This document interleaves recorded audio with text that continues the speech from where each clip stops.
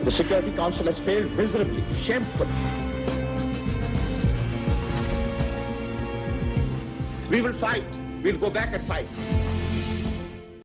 1973 کے آئین کے خالق اور سابق وزیر اعظم ذوالفقار علی بھٹو 5 جنوری 1928 کو لاڑکانہ میں پیدا ہوئے۔ 1967 میں اپنی سیاسی جماعت پاکستان پیپلز پارٹی کی بنیاد رکھی۔ سابق صدر ایوب خان کی کابینہ میں وزیر خارجہ کا قلمدان سنبھالا اور 1971 میں مشرقی پاکستان الگ ہونے پر مغربی پاکستان کے صدر بن گئے اور پھر وزارت عظمیٰ کے منصب پر فائز ہوئے۔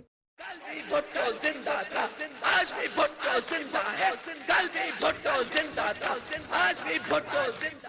ذوالفقار علی بھٹو کی ملک کے لیے خدمات ناقابل فراموش ہیں۔ ان کی حکومت میں قادیانیوں کو غیر مسلم قرار دیا گیا۔ وہ پاکستان کے ایٹمی پروگرام کے بانی بھی ہیں۔ 5 جولائی 1977 کو جنرل ضیاء الحق نے ذوالفقار علی بھٹو کی حکومت کا تختہ الٹ کر انہیں گرفتار کر لیا اور 4 اپریل 1979 کو انہیں اڈیالہ جیل راولپنڈی میں پھانسی پر لٹکا دیا گیا۔